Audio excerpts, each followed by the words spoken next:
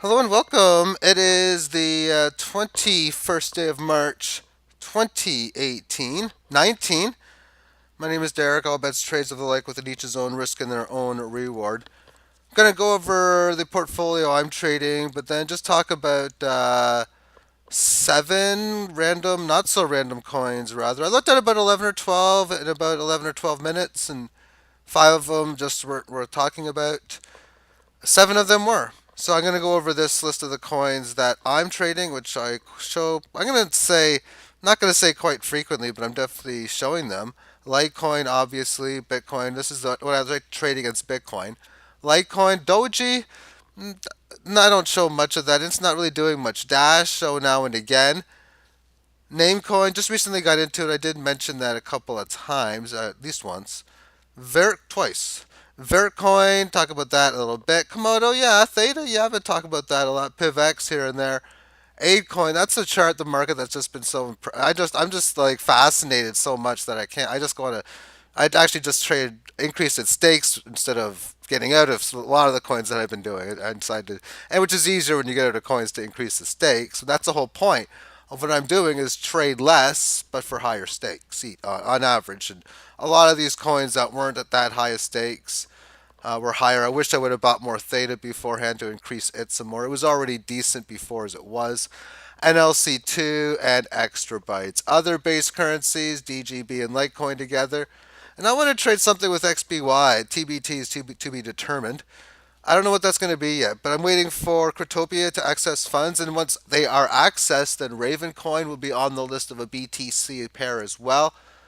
And my portfolio against silver and the Canadian dollar is something I got to trade as well. And then day trading against Bitcoin.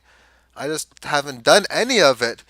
And I even looked at a couple of coins and I still don't think I'm going to use any of it to do such. But next is six coins. I'm going to start backwards from MEDX up to GNT. So I'm going to go after MEDX, which is not available in the United States. So everywhere else it should be. MFT, volume big, bottom or top. That's one of those nice, interesting situations. And you're going to, I'll explain that. At TIX, that's just down a whole heck of a lot. So, I mean, that's all it is. It's just down a lot. And it looks like it might even go down a little bit further. We'll show that. CureCoin, XNK, RFR, and GNT. So let's start off with the MEDX.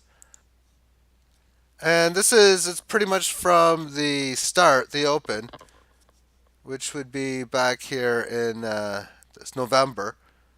But the 73 support and the resistance at about 109, 108, whichever you want to call it at, has been phenomenal. It gave opportunities as a trader to buy down here, we'll sell up here, buy, sell, buy in here.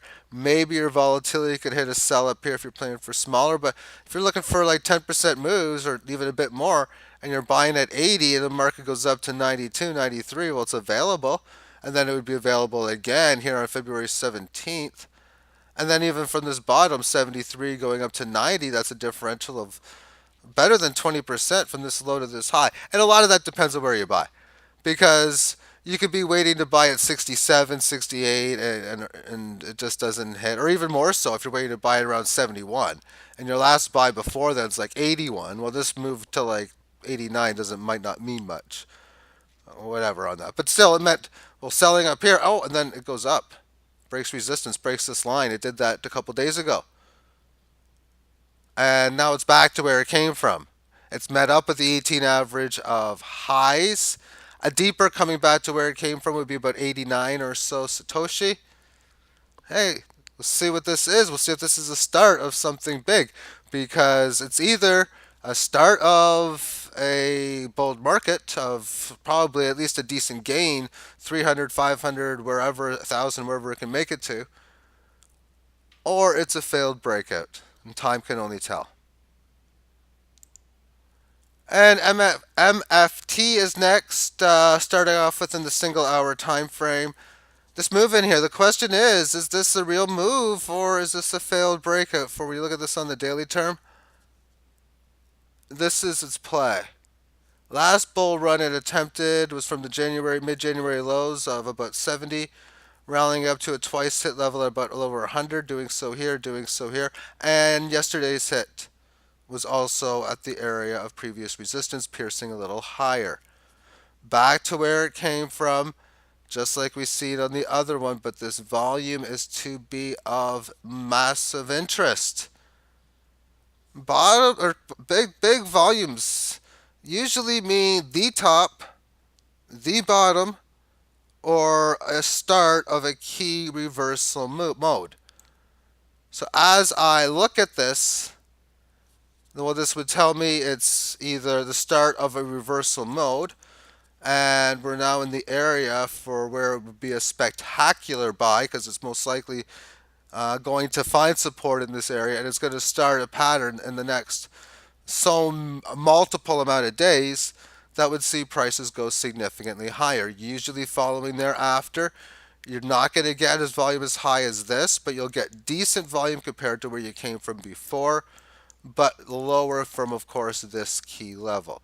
So whichever average volume preceded it should be a little bit higher. And then as you move into where the key tops would be, when this thing would top, you'd be looking for in time, let's just say volume was averaging around in here, and then you have the pig just goes from maybe 600 to 1200, and you see the volume come back again. Well, that could mean a key top. And as we mentioned, or I mentioned rather, that the volume could either be key reversals or key top slash bottoms. If this is a key top, meaning this is a failed breakout, price action not only comes down to 74, but it goes well below, probably 20 or 30.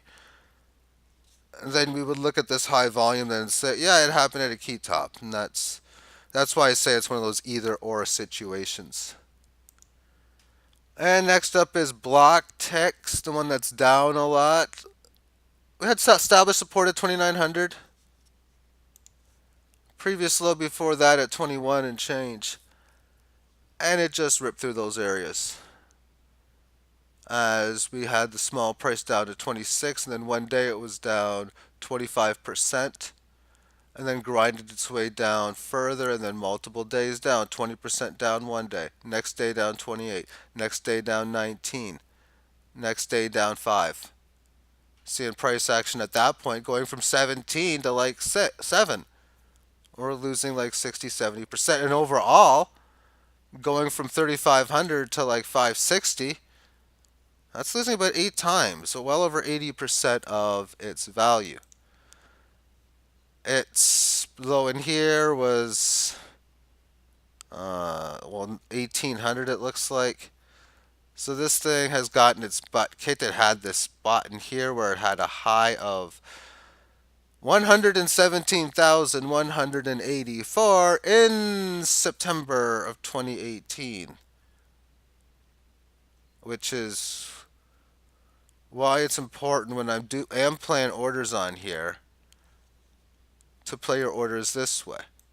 For me, this is what I do. Say, for example, I were to buy at 559 now.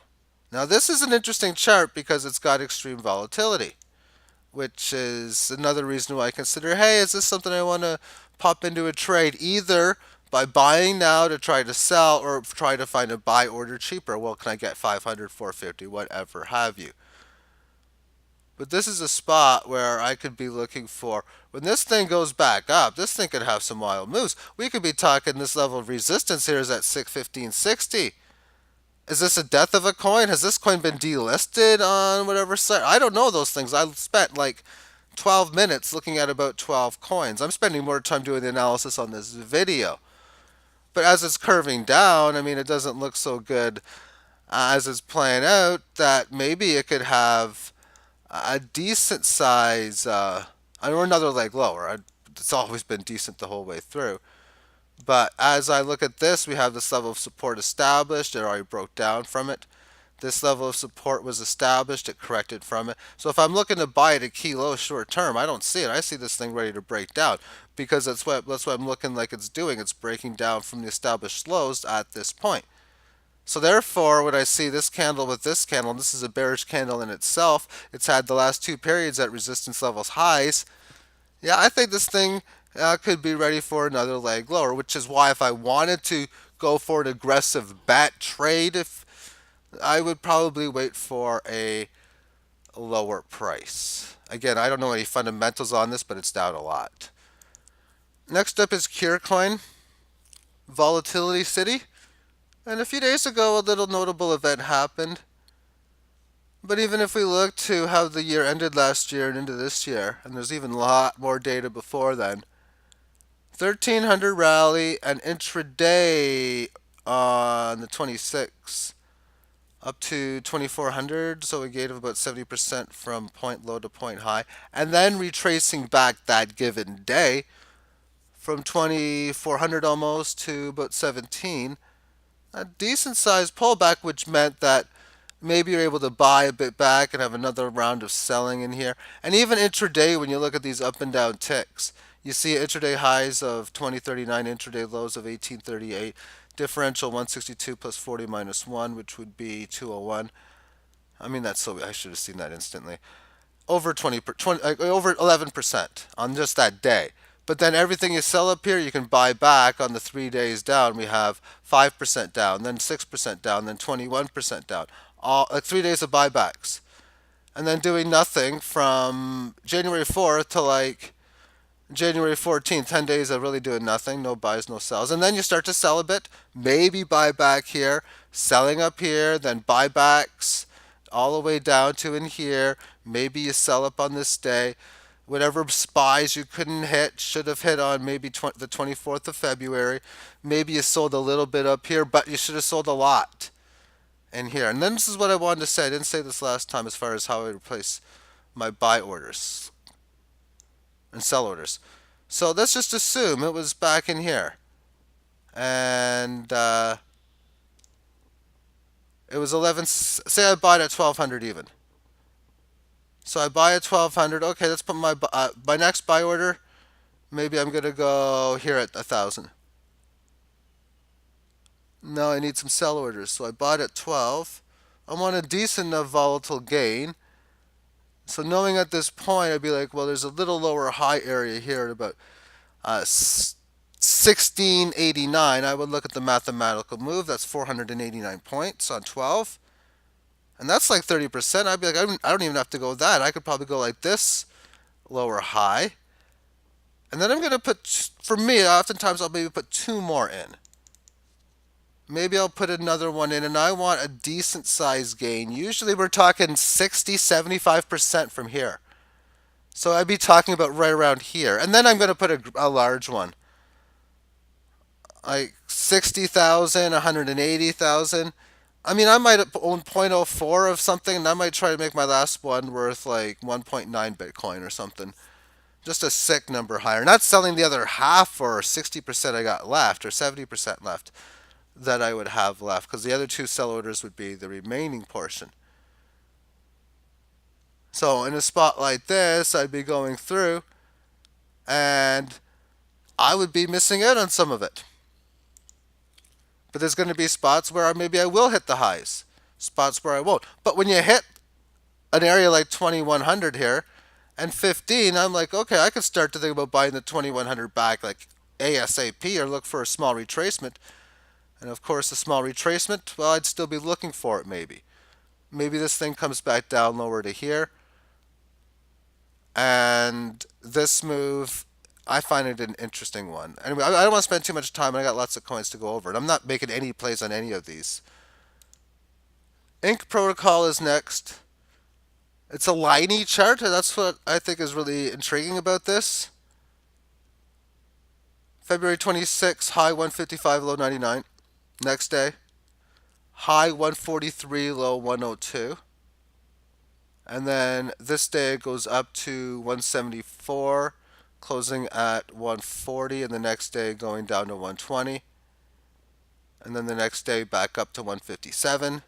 And then this goes down to 112. A few days later it goes up to 145. Has been grinding its way to 122. Before then we had this day here. Even this day on December the 1st, high 275, low 190. December the 7th, high 260, low 163. Two minus 3 equals negative funds. So if you can find any creative way to possibly trade this, this is on my radar for something I would do. The only way I could probably get into this right now is if I was able to get my withdrawal feature back on Cryptopia, then I'd probably almost certainly do this. It's an interesting spot buying it now to get into a position because it's not too bad. Yes, it could come back down here to like 100 and 103 area, but that's where your next buy order would come into play. And then you can see here you can sell it as you will.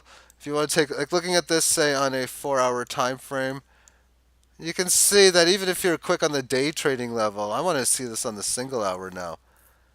Yeah, I mean, day trading, if you're sharp here or able to be there, oh, you see, you get it in here, you buy back, and you get an order fill here a few hours later. You can make a few trades a day that way, maybe. But anyway, on to the next code. And this is the hourly chart. So we're seeing some of that volatility in here in the single hour. This hour has a high of 62, a low of 54. This hour, a high of 68. It goes down in the next hours, up to like 56. And here we have a move that goes from a low of 58, a high of 66, back down the next period. That's over 10% move just in that single hour itself. And on the daily chart, oh, I'm really tempted on this one. I really, really, really am tempted on this one because, um, yeah, this stands out, this move in February, but there's a lot of these that do. This little move in here, this little one just recent. This one most certainly is a clear one with the big amount. But what happened in here? This little move in here coming back. Just all of these little intraday moves in here. We have a high of 64, a lower end of 56. I mean, that's decent volatility, especially if you could pick away at 10%, 12% over and over and over again. You could do relatively well. Before then, we can see in here, this was a nice little situation where you go from 54 up to like 92. So sell order city, buy back. Maybe you buy here, sell up here as well.